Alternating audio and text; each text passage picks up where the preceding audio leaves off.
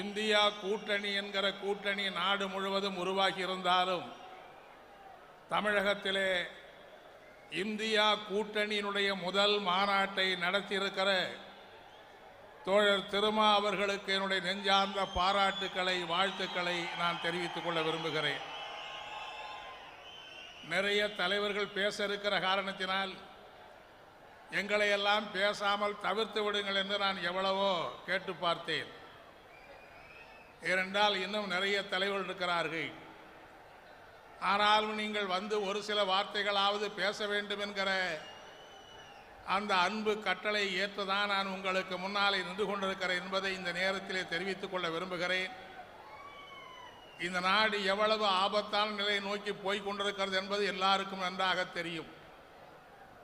எனவே இன்றைக்கு இந்தியாவிலே ஜனநாயகத்தை மீட்கிற, ஜனநாயகத்தை பாதுகாக்கிற ஒரு மிகப்பெரிய போர் பிரகடனத்தை இந்தியாவிலே நாம் நடத்த வேண்டியிருக்கிறது.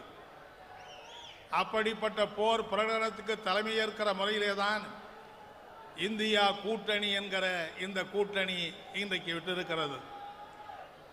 இந்தியாவிலே ஜனநாயகத்தை பாதுகாக்க வேண்டும், நாடாளுமன்றத்திலே ஜனநாயகத்தை பாதுகாக்க வேண்டும், நாடு முழுவதும் ஜனநாயகத்தை பாதுகாக்க வேண்டும் என்று நாம் சொல்லுகிற நேரத்தில் அதற்கு அடிப்படையாக இருக்கிற பிஜேபியை வீழ்த்துகிற அந்த மகத்தான கடமையை நாம் நிறைவேற்ற வேண்டும்.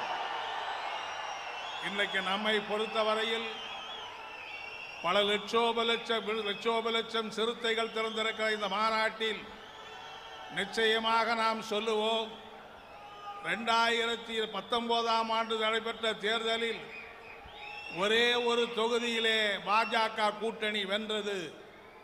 ஆனால் 2024 நடைபெறுகிற இந்த தேர்தலில் பாஜகவுக்கு மட்டுமல்ல, அதற்கு ஒத்துழைத்து கொண்டிருக்கிற அதிமுக உட்பட கட்சிகளுக்கு ஒரு சீட்டிலே கூட டெபாசிட் கிடைக்காமல் ஆக்குகிற அந்த மகத்தான பணியை நாம் நிறைவேற்றுவோம் என்பதை இந்த நேரத்திலே பகிரங்கமாக தெரிவித்துக் கொள்ள விரும்புகிறேன்.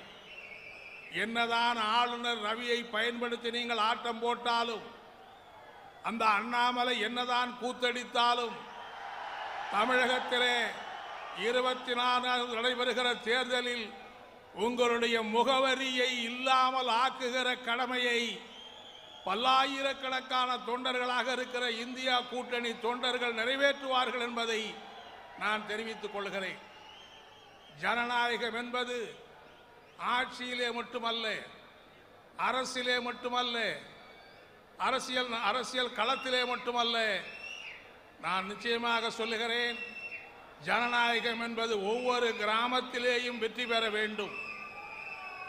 இன்றைக்கு இந்திய நாடு விடுதலை அடைந்து 75 ஆண்டாவது குடியரசு தினத்தை கொண்டாடி கொண்டிருக்கிற இந்த நேரத்தில் கிராமங்களிலே ஜனநாயகம் இருக்கிறதா?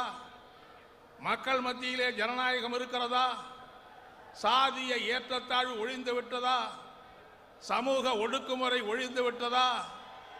இன்றைக்கும் சாதிய அடக்குமுறையும் ஒடுக்குமுறையும் கொடிகட்டி பறக்கிற நாடாகத்தான் இந்த நாடு இருக்கிறது என்பது இந்த நாட்டுக்கு ஏற்பட்டிருக்கிற கேவலம், அவமானம் என்பதை நான் அழுத்தமாக குறிப்பிட்டு காட்ட விரும்புகிறேன். ஆகவே ஜனநாயகம் வெல்லும் என்கிற இந்த மாநாடு அரசியல் களத்திலே ஜனநாயகத்தை வெல்ல வைக்கிறது மட்டுமல்ல, நாடாளுமன்றத்திலே சட்டமன்றத்திலே ஜனநாயகத்தை வெல்ல வைப்பது மட்டுமல்ல, ஒவ்வொரு கிராமத்திலையும் எல்லாரும் சமம் என்று சொல்லுகிற அந்த ஜனநாயகத்தை உருவாக்குகிற அந்த மகத்தான போராட்டத்திலே நாம் இணைத்துக் கொள்ளுகிற ஒரு மாநாடாக இந்த மாநாட்டிலே நாங்கள் கலந்து கொள்கிறோம் என்று சொன்னால், அரசியலுக்காக மட்டுமல்ல, பாஜகவை வீழ்த்துகிற இந்தியா கூட்டணிக்காக மட்டுமல்ல, சாதிய சனிதன், வர்ணாசிர தர்மம், மனுநீதி என்கிற மனு தர்மம் என்கிற அந்த அநீதியை உருவாக்கி இருக்கிற அந்த வர்ணாசிர தர்மத்தை இன்றைக்கு சபக்குழிக்கு அனுப்பி ஒரு சாதி பேதமற்ற சமூகத்தை அமைப்பதற்கு நாமெல்லாம் சமதர்ம அமைப்பதற்கு நாமெல்லாம் இணைந்து பணியாற்றுவோம் என்கிற அடிப்படையிலே தான் செங்கொடி இயக்கமும் நம்முடைய அம்பேத்கர் இயக்கங்களும் இன்றைக்கு இணைந்து நாடு முழுவதும் பணியாற்றி கொண்டிருக்கிறது. அப்படிப்பட்ட பணியிலே பல்லாண்டு கால இணைந்திருக்கிற நாம் எதிர்காலத்திலே தொடர்ந்து பணியாற்றுவோம், வெற்றியை பெற்று குவிப்போம், வெற்றி முரசை கொட்டுவதற்கு நாம் இணைந்து களம் காணுவோம் என்று இந்த நேரத்திலே கூறி வாழ்த்தி விடைபெறுகிறேன். நன்றி, வணக்கம்.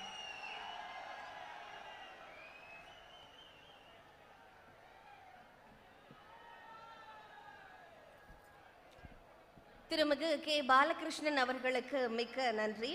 அடுத்ததாக